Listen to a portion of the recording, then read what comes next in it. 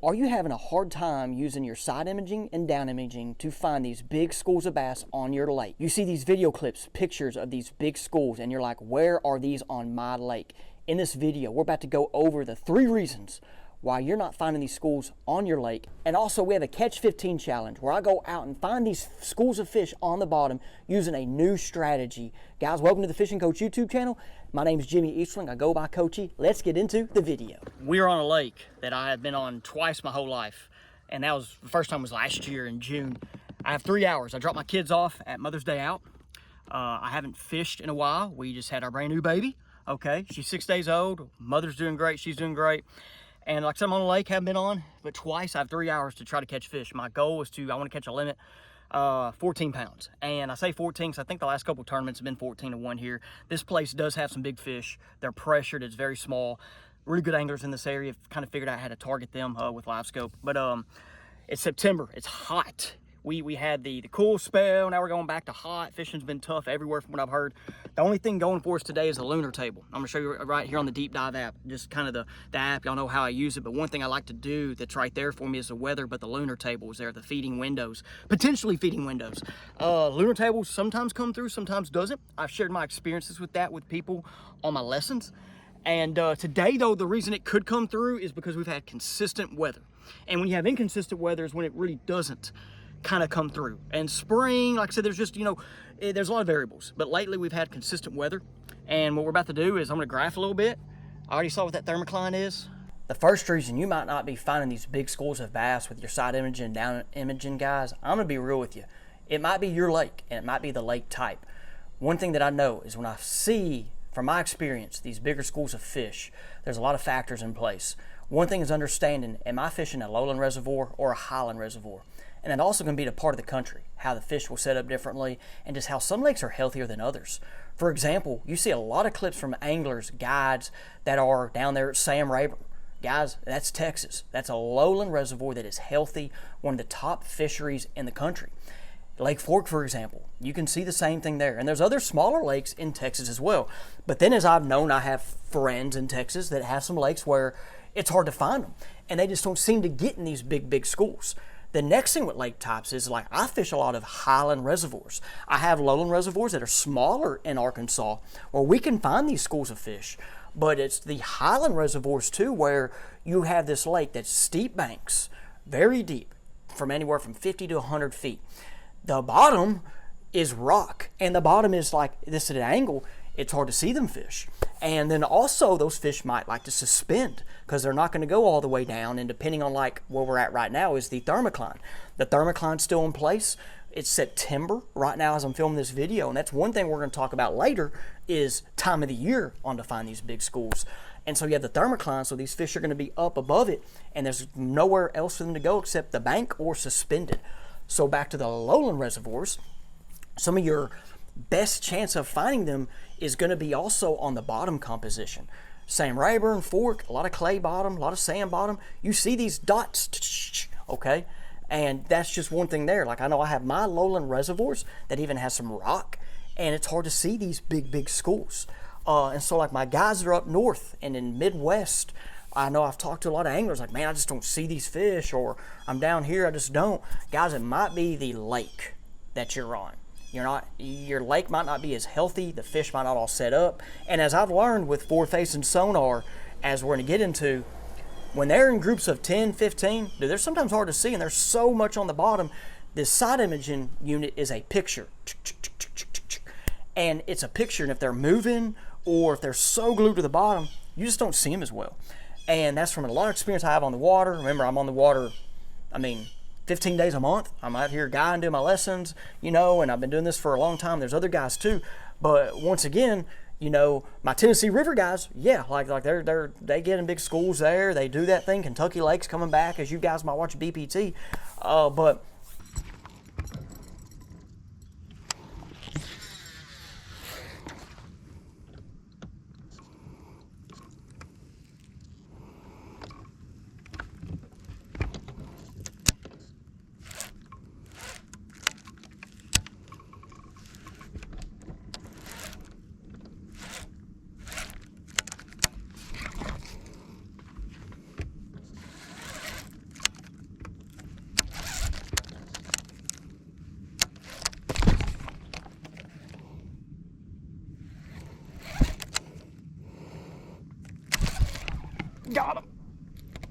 crush that. Oh, it came off.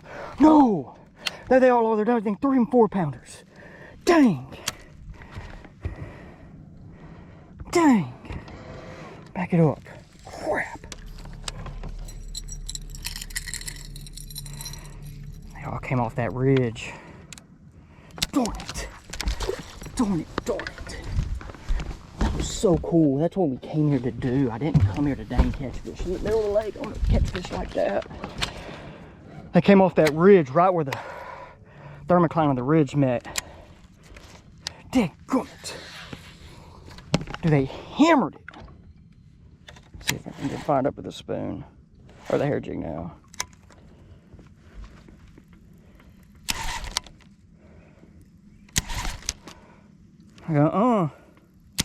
Okay, the next thing is the time of year. Okay, so, and this could be different on your lake also, going back to the lake type. Typically, winter, they can be in big schools, but they're so deep and so glued to the bottom, they might be hard to see. On my lakes, okay? Now, going back to May, post-spawn, that's a great time to see these big schools. May to early summer. There's a lot of lakes I know I've fished, highland, lowland, where they get in these big schools. And we can see them with side imaging. But as the summer goes, they start getting broken up a little bit. And some of them will get in bigger schools. Like we have some lakes that will get in big schools. But typically September, guys, it always seems like they'll kind of break up. There's going to be some fish. You got the turnover. There's just a lot going on. But when fall comes back, they'll get in these big schools. But it also goes on your lake. Some of my lakes, they don't. But my highland reservoirs, they're going to be in big schools, but they're going to be hard to see with side imaging. I can see them on down imaging because I'm in that deeper water. We might go right over them, but we got to go right over them.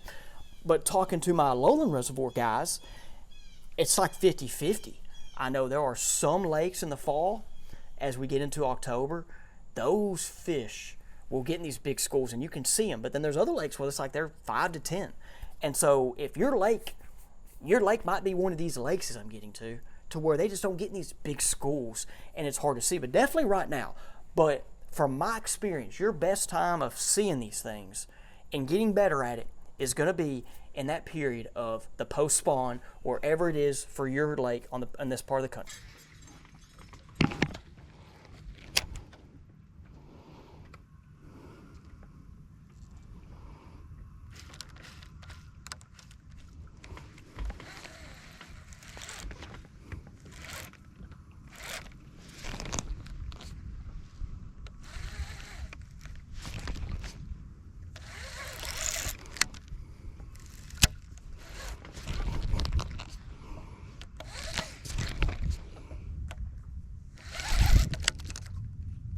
Come on.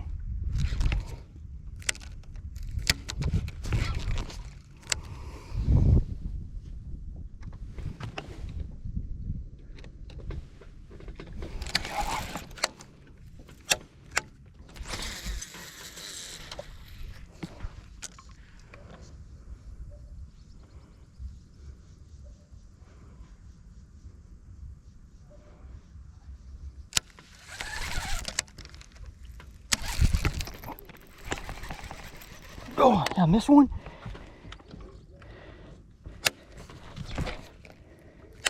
Missed another one. You're kidding me.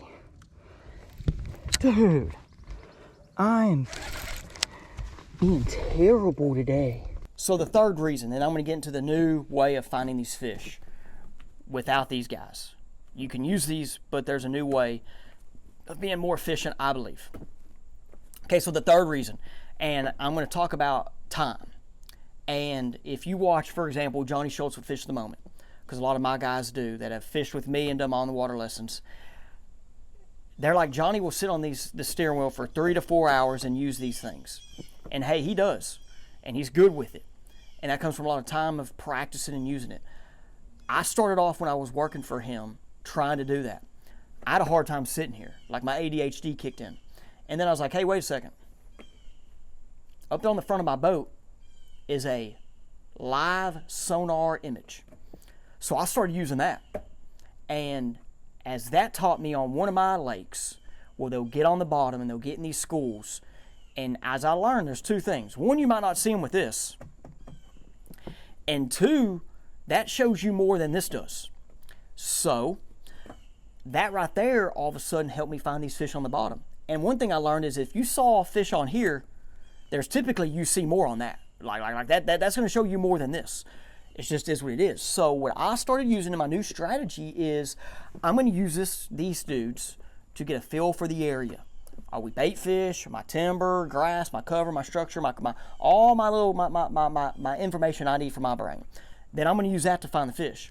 So like on this day here, you're seeing I use that up there to find these schools on the bottom. And what I'm looking for is like the biggest school was like maybe 8 fish. Okay, but that one school had like a bunch of 4 to 7 pounders in it, and I lost them. Like I fished so terribly this day. I fished bad, as I'm going to get into in a minute. But this day, and that's my new strategy to help you guys out if you have forward facing, is to use that. Okay, now think about it. If you're sitting here going 2 miles per hour idling, you can do the same thing up there, and you can pan that thing in different directions. And that's what I'm doing now. The biggest thing, though, is you got to understand is you're not throwing at every fish you see.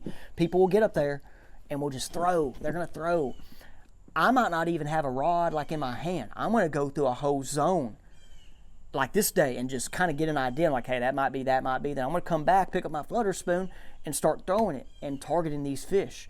And sometimes you see a stump or a rock and it might not be a bass. Or sometimes you throw and all of a sudden there's bass come up out of nowhere. And so that's the new strategy to help you find these schools of fish for your lake. Now, hey, let me say this real quick. If you're fishing a Rayburn type lake where you see these mega schools on side imaging, down imaging, go have at it. But if you're on a body of water, you're like, man, I just don't see them, it might not be that you might have put the time in, but it's just hard to find, and you got to use that thing, okay?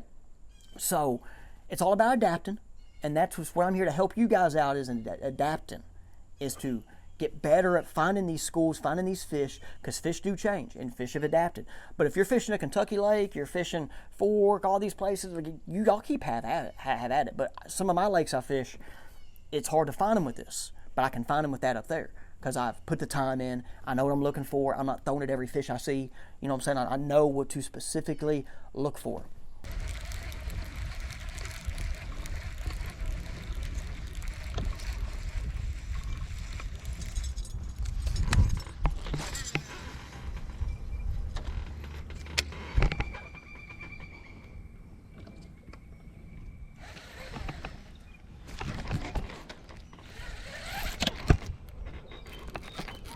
Got one hooked up again.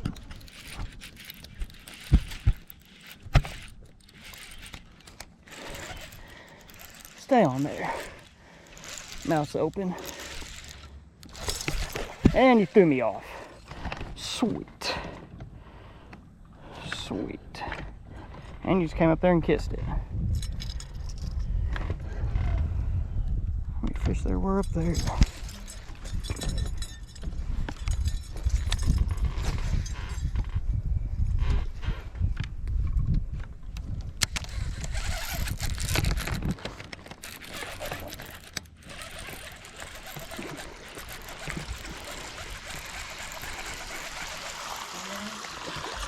There we go. We finally landed one. If we could you guys know, fish cleanly today, we'd have a bag. Okay, so let's talk about this day here on this lake. The second time ever on is a highland reservoir. But my approach was, it's a highland reservoir and it's deep, very deep, guys. And it has some fish in it, some good ones. And I want to tell y'all straight up, this day, and I want y'all to see it because it can happen to y'all, I fished poorly. Probably my worst day of execution on the year. And I can say I have excuses for it. I mean, with a new baby in the house, all that going on, my mind wasn't there. I literally did drop the kids off at Mother's Day out, and then I went there. I only had 3 hours total of me launching, being on the lake, putting up and going. Like, I didn't have much time. But I still had a chance, and I think a lot of it's just due to the baby and whatever. But and me losing the fish wasn't the rod or the tackle. It was me. But let me tell y'all what I was looking for, okay, what I was targeting, because I knew going into it, I didn't want to go there and throw at suspended fish with the minnow. This lake, they'll do it, they'll get out there. Most of the fish you throw at are bass. I didn't want to do that. And I didn't want to do that for teaching purposes. I wanted to find some of these schools on the bottom that people were not fishing for. And I found them, just didn't execute. So there's 2 little creek arms on this lake, okay? I saw where the thermocline was, and the thermocline was different in each creek.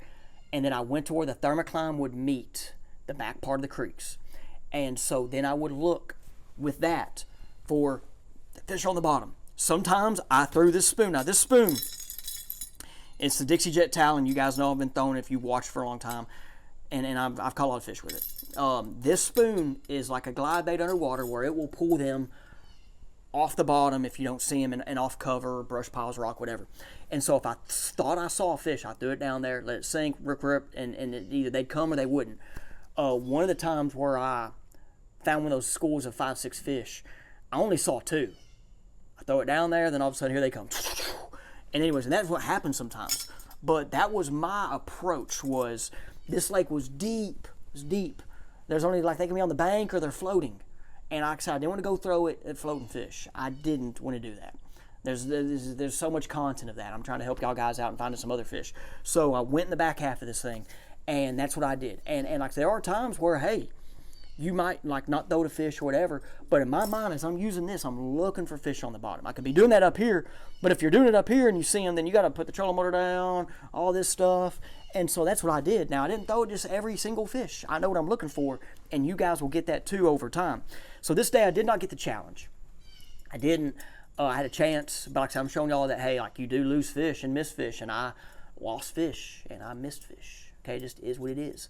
But anyway, so Dixie Jet Talon, I'm throwing this on the 710 medium heavy moderate fast level NGX. I've loved this rod. If you watch, I've caught a lot of fish with this year. This is my spoon rod. It's a glide bait rod also, or it is a glide bait rod that I've turned to a spoon rod.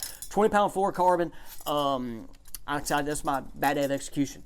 I threw other baits and they just wouldn't react. That was one thing too. I didn't throw a worm or a jig, and I probably could have, but with my less time, I didn't want to fish slow stuff. I wanted to fish reaction baits to try to trigger a reaction strike. Threw the hair jig, I threw my little George. They just didn't want it. They didn't care for the minnow. After I threw that minnow a couple times, I put that thing up. I was like, I ain't throwing this today. So yeah, guys, let me know if you think what you think about this video, if it helped you out or if not. And send me a message on my Jimmy Easting Fishing Facebook page for any questions. And if you're interested in an on-the-water lesson to get better at that or electronics here at the dash, I got openings in November. November's a great month to get better at this stuff and to catch fish with that. I'm telling you that right now. Now let's go get into the fake juice. What's up, everybody? Welcome to the fake juice part of the episode. I'm going to get some updates on how we're doing as a family and kind of what's going on right now with the fishing coach.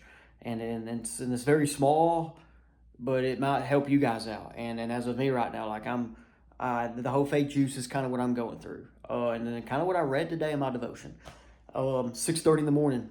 Okay. And here we are. I had another fishing trip planned. And this would take out old football coach that I've been wanting to take out. And but anyway, I'm not taking them. I'm right now at the house. Got my 2 kiddos. The wife is taking our new baby to their children's right now. Had a fever throughout the night. You know, as I don't know what I mentioned. I hadn't mentioned, but I guess because the videos, we've not done any videos. But we've had the bug in the house. So we had new baby. We had one kid get an ear infection, another one get an ear infection. We've had the rhinovirus. My wife's had like some crazy cold.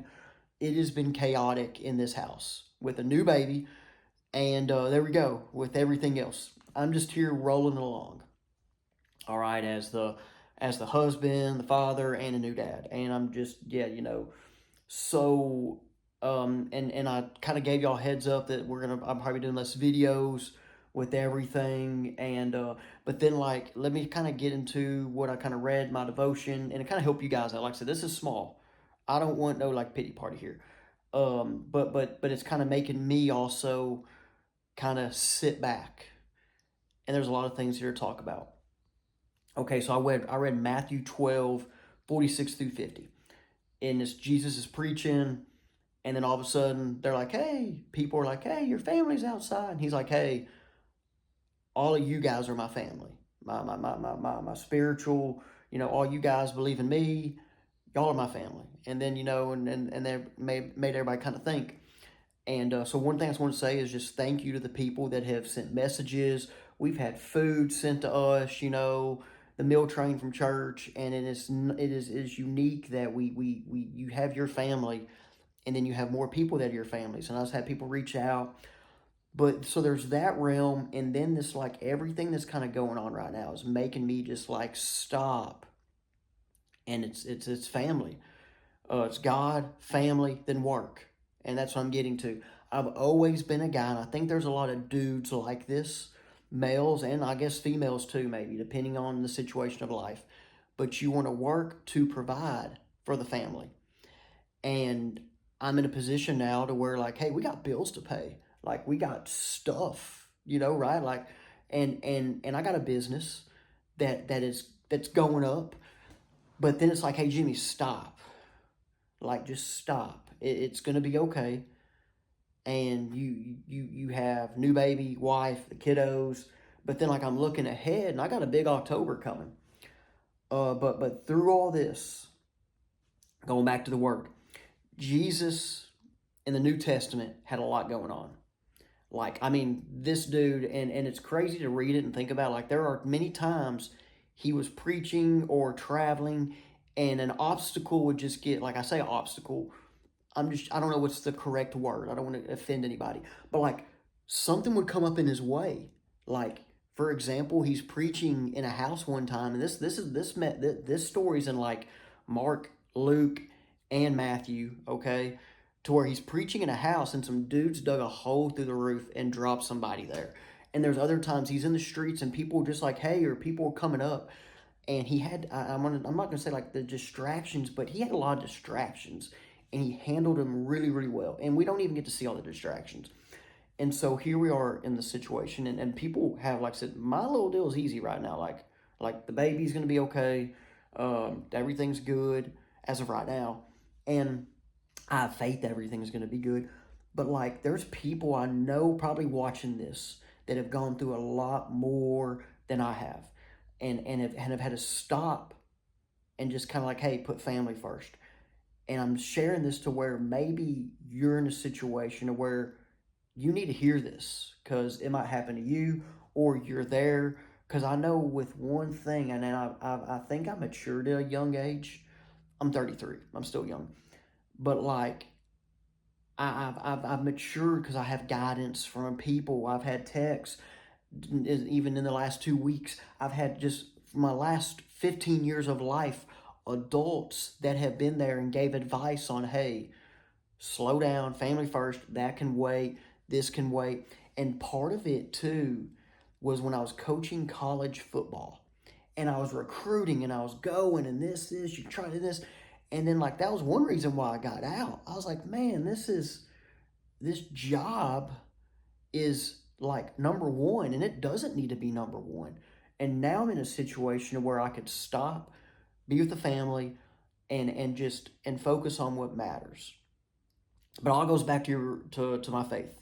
Okay, so I'm sharing this to where depending where you're at, don't miss out on these opportunities to where you can just stop, be with the family, focus on what matters because it's something could be coming up or you might be going through it right now. So like I said, yeah, in my head, I'm battling. Like, hey, Jimmy, you got to get on fish. You got to get this. But I'm like, hey, whoop, family, wife, baby, kids are right now it. And I put wife first because, I mean, I had the wife before the kids. I always think that's true. So, and anyway, so hopefully I don't make anybody mad there. But I think that's how it needs to be. It needs to be your faith, which is my wife's relationship with Christ. That's number one. Two, it's my wife. Three, family or kids. And then there we go. Okay. So sharing this with you guys. And I'm at peace. Appreciate everybody though. Hopefully this was good. Hopefully y'all needed this. It's probably good for me just to talk about it. Okay. So anyway, you're watching this video. I got another one for Friday. Then after that, I don't know if I have another video for another week. We'll see. Y'all gotta stay tuned. Okay. Appreciate you guys. Thank you for watching today's video. Leave me some comments and we'll see you on the next one.